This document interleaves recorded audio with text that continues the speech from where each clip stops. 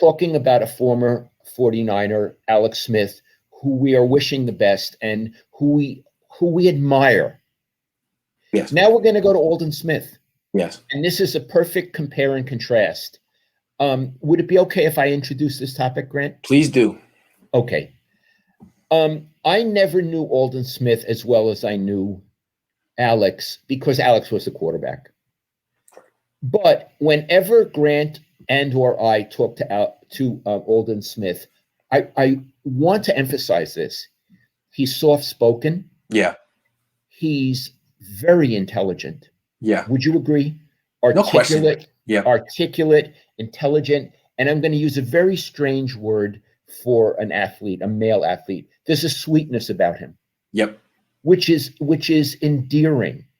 Yep. And attractive. He seemed like a young, innocent kid. Always. Yeah. And I would even go up further and say that I don't know about the other writers, but Grant and I were in his corner. Yeah. Absolutely. Now, many times in his career, he blew it up. He did at the airport when he got in trouble there, when he crashed the car, his when there was party where he got stabbed and they had the guns. And crashed a tree. Yeah. And wasn't there something about the domestic violence with his girlfriend? I don't know about that. I don't know about that. I may be wrong on that, so don't hold me to it. Yeah. But there were a lot of very sketchy moments. Yes. And then you'd see the guy and you'd think, that couldn't be him. It's some other person. Yeah. And the league, well, the Niners, abetted by Jim Harbaugh, gave him many chances. He was out of the league for 4 years, but then he came back last year with Dallas. Yes, and played well. And it was like, look, he turned his life around. Look at him. What a great story. He's only 30 years old.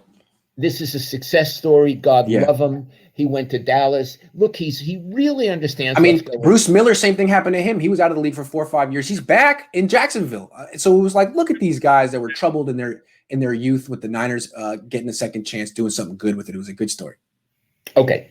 So then the news came out yesterday or the day before that although he doesn't live in Louisiana, Aldon Smith was visiting relatives in Louisiana and reportedly, got into it at a bar with some guy at some place, a coffee shop, a bar, and choked them to this point of unconsciousness. Really? Oh yeah, there was unconsciousness, and as far as I understand it, there is a warrant out for his arrest in Louisiana. He may no longer be in Louisiana, but I think some of this, it reportedly, allegedly, was caught on video, and I believe there's a warrant for his arrest in Louisiana. So after all of this feel goodness, if this stuff is true, and again, we don't know. I'm not in Louisiana. So I'm just going on the hypothetical, the premise that it's true.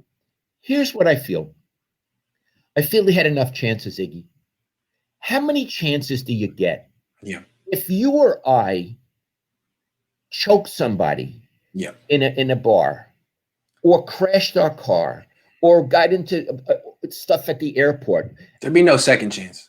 No, we would be on the dust heap of humanity. I'd have to delete my Twitter account. I'd get fired from Sports Illustrated. I wouldn't have the privilege of being a sports journalist anymore. It'd be over. It'd be over. And it's a privilege. It's a privilege. I would have to go be something I don't want to be. And I blew it. No second chance.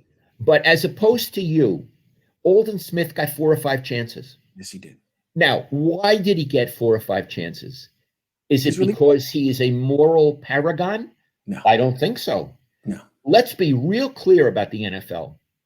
He got chances because he can sack a quarterback.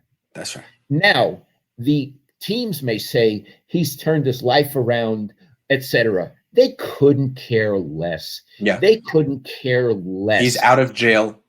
He seems to be playing well. He's on my team. He's on our team. He's on the Seahawks right now. He's on the Seahawks. And they're investigating, right? Mm-hmm, mm-hmm. And if, Iggy, I'll tell you, my guess is if they can find a way to keep him, they will. Oh, yeah. Oh, yeah. Absolutely. Now, on draft day, you'll hear teams say, He's a really good player, and we took him because he's a high character guy. Oh, yeah. I've heard that expression, high character guy, like upside. You hear these words on draft days, high character guy. Let me tell you something. They don't care about a high character guy.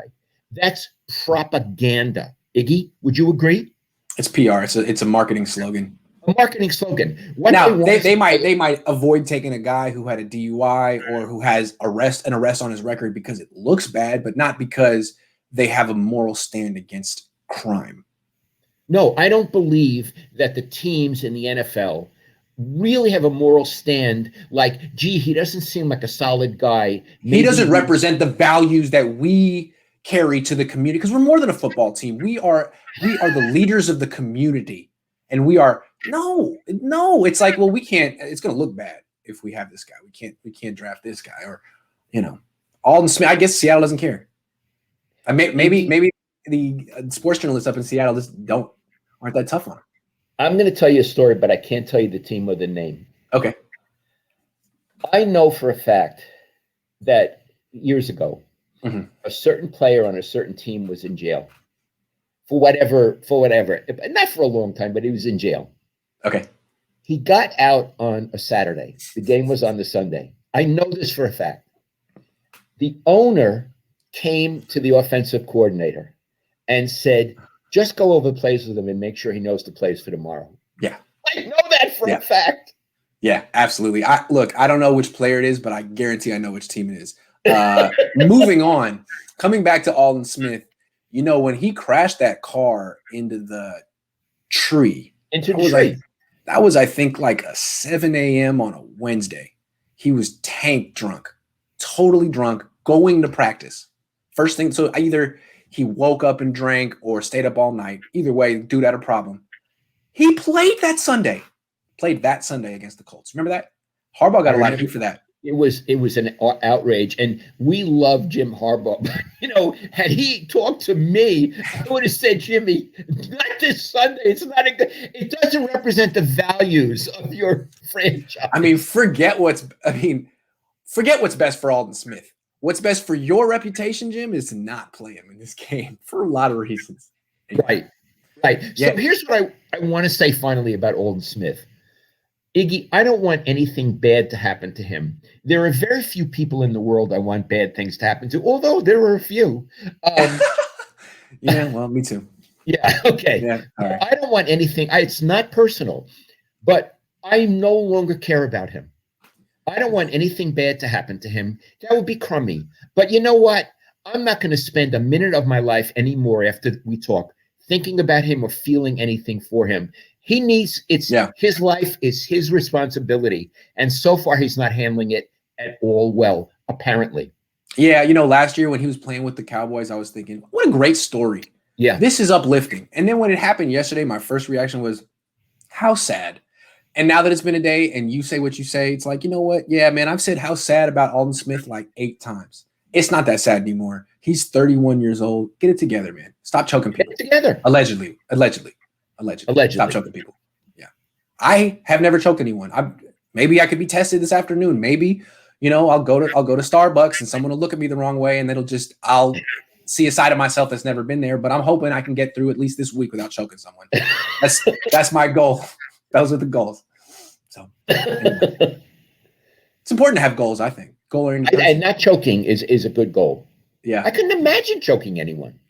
So you go Justin Fields, huh? That's interesting. I think it's a great debate. What is more coachable, accuracy or decision making? I bet if you asked 10 coaches, you would get a split down the middle. That was cool. But the more important point is you want a quarterback who can do both. I just feel like you can improve your accuracy. You could go to a camp on footwork. You could go to a camp on mechanics.